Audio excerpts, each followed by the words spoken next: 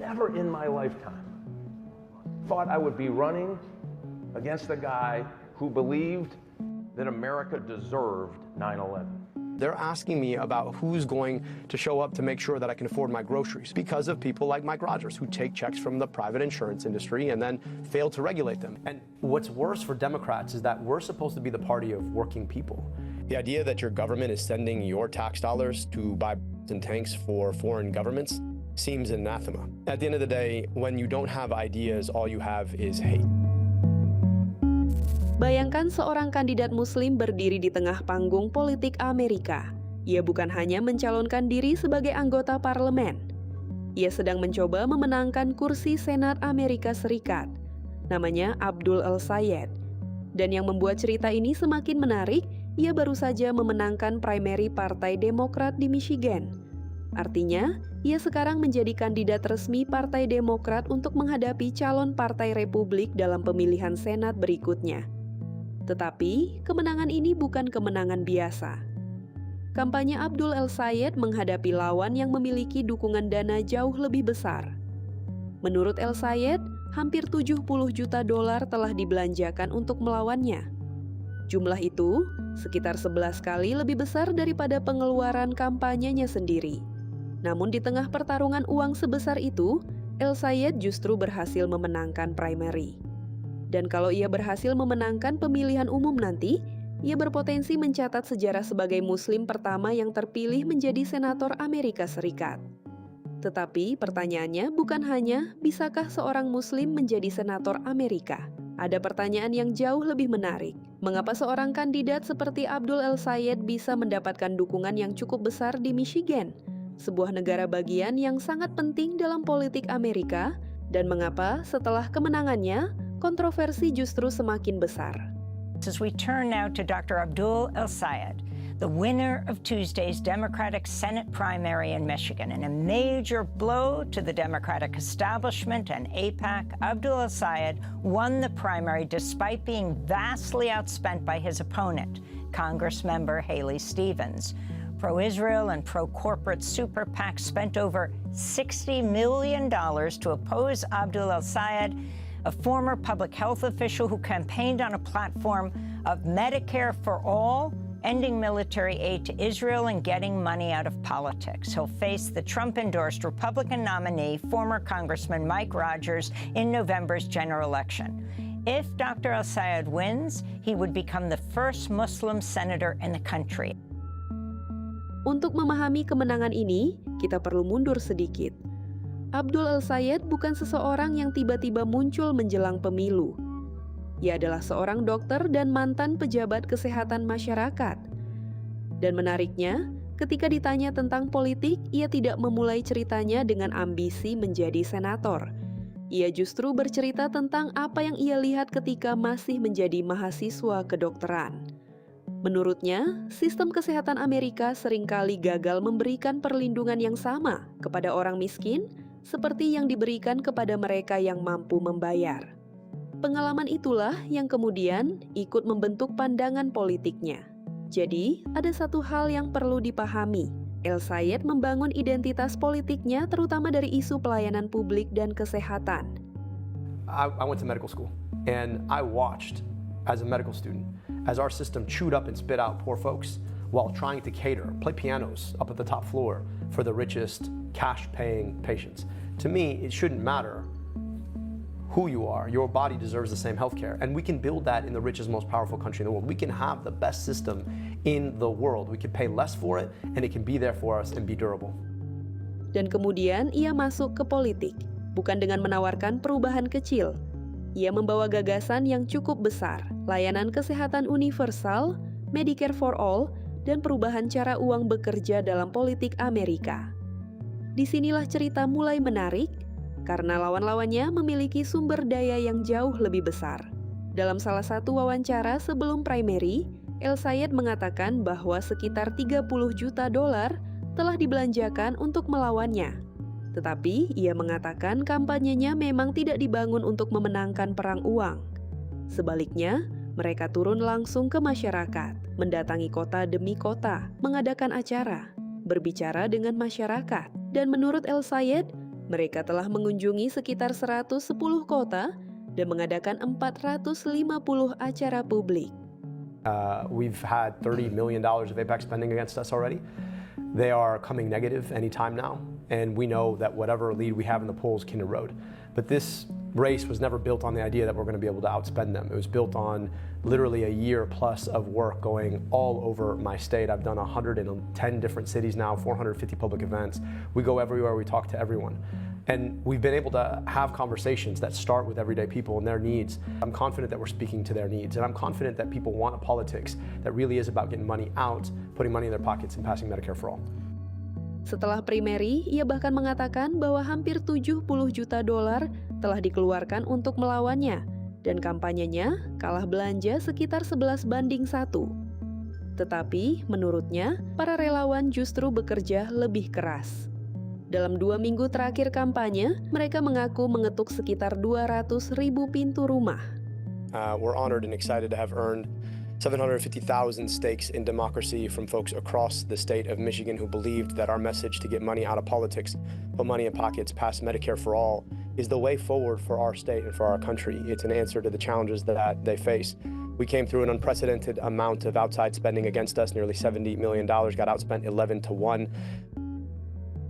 Tentu saja angka-angka tersebut berasal dari pernyataan El-Sayed dan tim kampanyenya.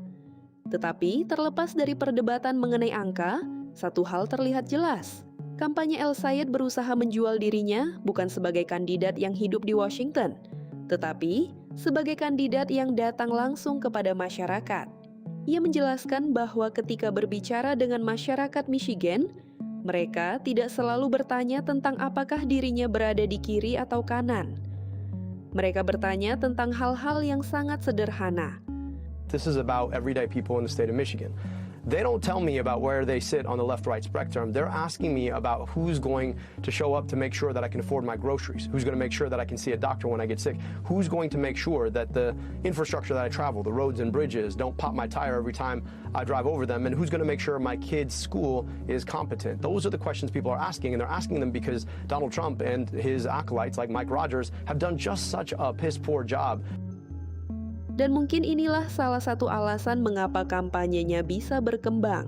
Ia mengambil isu yang sangat ideologis, seperti Medicare for All, lalu menghubungkannya dengan masalah sehari-hari. Bukan, apakah Anda seorang Demokrat progresif, tetapi apakah Anda mampu membayar dokter ketika sakit? Itulah bahasa politik yang ingin dibangun El-Sayed. Namun tentu saja, gagasan seperti Medicare for All tidak diterima semua orang. Para pengkritiknya melihatnya sebagai kebijakan yang terlalu progresif. Bahkan dalam wawancara, El-Sayed ditanya secara langsung, apakah Medicare for All hanya sebuah mimpi yang sulit diwujudkan? Jawabannya tegas. Ia mengatakan bahwa persoalan sebenarnya bukan sekadar apakah masyarakat memiliki asuransi, tetapi apakah mereka benar-benar mampu membayar biaya kesehatan mereka.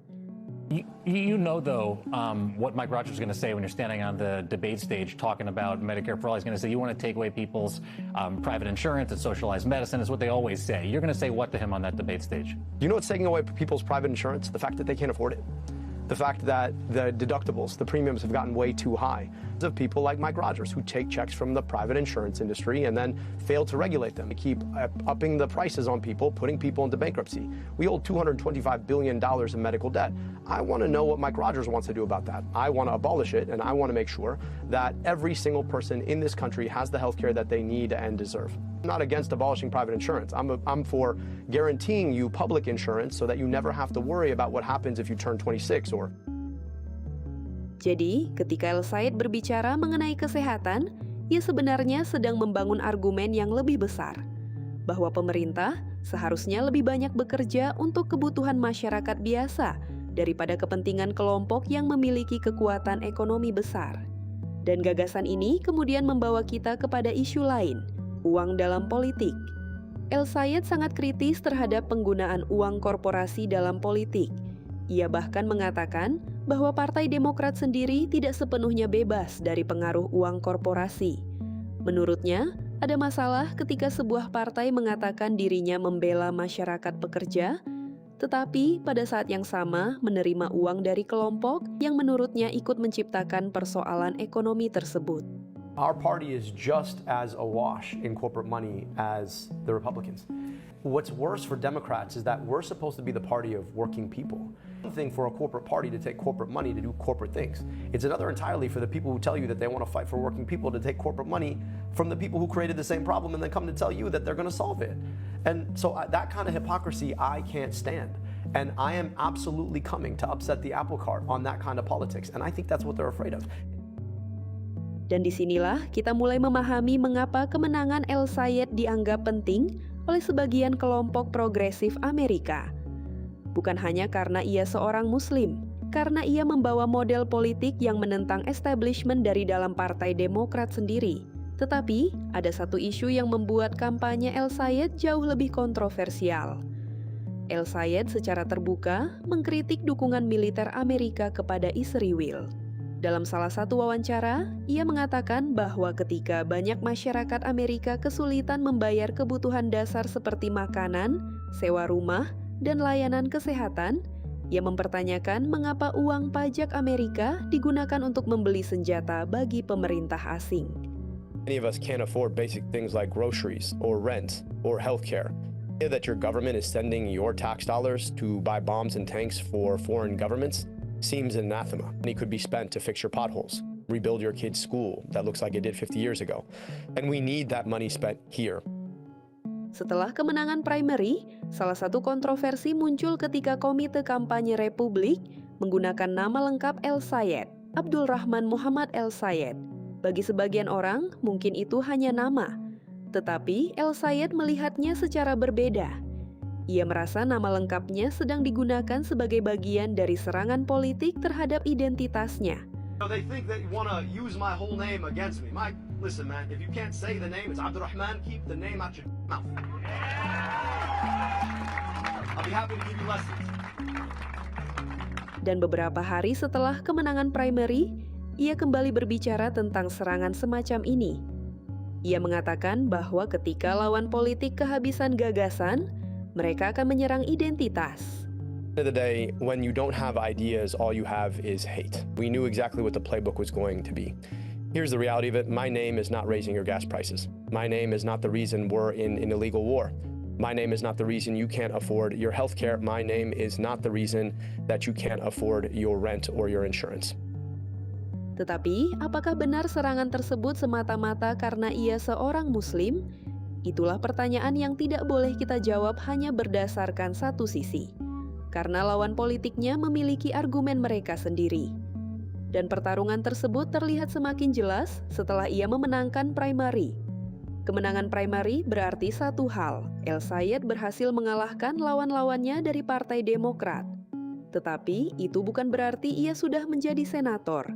Justru sekarang ia harus menghadapi kandidat Partai Republik Mike Rogers. Dan serangan politik langsung meningkat. Dalam salah satu wawancara setelah primary, El-Sayed ditanya mengenai tuduhan yang disampaikan Mike Rogers. Rogers menyebut bahwa El-Sayed percaya Amerika pantas menerima tragedi 11 September. You know, Mike Rogers has no new ideas. He was in Congress, 2000 to 2015. He left Congress, made $14 million. He doesn't want to explain. His ideas are old. His perspective on politics is old. And he's going to find that people don't want that perspective anymore. So, of course, he's going to do the same thing that MAGA always does, which is try to divide us. Di sini penting untuk diperhatikan. Tuduhan tersebut adalah pernyataan pihak lawan politik, bukan fakta yang disampaikan dengan bukti kuat. El-Sayed menepis tuduhan ini dan mengatakan bahwa lawannya sedang mencoba menggunakan politik untuk memecah masyarakat. Ia bahkan mengatakan bahwa masyarakat Michigan lebih tertarik pada apa yang diperjuangkan seorang kandidat daripada bagaimana ia berdoa. I've been Abdul in Michigan my whole life. I'm so grateful for the way Michiganders have embraced me and my family.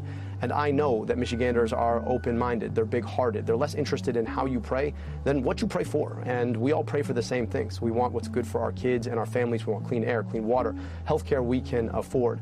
If he has some new ideas he'd like to talk about, I've challenged him to 5 debates. Mike, if you're watching, 5 debates, but you're so you probably won't do it. Dan sekarang kita sampai pada alasan mengapa semua ini sangat penting. Michigan bukan sekadar satu negara bagian biasa. Hasil pemilihan di Michigan dapat ikut menentukan keseimbangan kekuatan politik di tingkat nasional. Itulah sebabnya pertarungan ini tidak hanya diperhatikan oleh masyarakat Michigan. Ia juga menjadi perhatian Partai Demokrat secara nasional. Bahkan setelah kemenangan El-Sayed, ia mengatakan bahwa dirinya sempat berbicara melalui telepon dengan Barack Obama mengenai pertarungan di Michigan. Local outlets reporting that you spoke to former President Barack Obama on the phone. I know you're not going to give me every detail of the call, but what was the crux of his message to you, Dr. El-Sayed? And you're right, I like to keep private conversations private, but it was a really warm and inspiring conversation. I gotta be honest with you, I never saw myself ever able to run for public office. I really enjoyed the conversation. I was grateful for his advice. It was very warm, very inviting, and I know that he knows the critical role that Michigan is gonna play in holding Trump accountable, in winning back the Senate, and in building forward the future that we need. Is he going to campaign with you, Dr. El-Sayed? Really hope so, and it was a really good conversation about what we need to do to be able to win, and obviously this is somebody who knows a lot about winning Michigan. Jadi, apakah Abdul El-Sayed akan menjadi senator Muslim pertama dalam sejarah Amerika? Jawabannya masih belum kita ketahui. Karena pada akhirnya, satu hal yang pasti, Abdul El-Sayed sudah memenangkan pertarungan pertamanya. Sekarang, pertarungan yang jauh lebih besar sedang menunggunya. Dan jika ia berhasil memenangkan kursi Senat Michigan, sejarah politik Amerika mungkin akan mencatat satu nama baru, Abdul El-Sayed, senator Muslim pertama Amerika Serikat. Tetapi jika ia gagal, pertanyaan yang ia bawa ke dalam politik Amerika kemungkinan tidak akan ikut hilang. Karena mungkin yang sedang berubah bukan hanya siapa yang bisa menjadi senator, tetapi siapa yang dianggap sebagai bagian dari Amerika.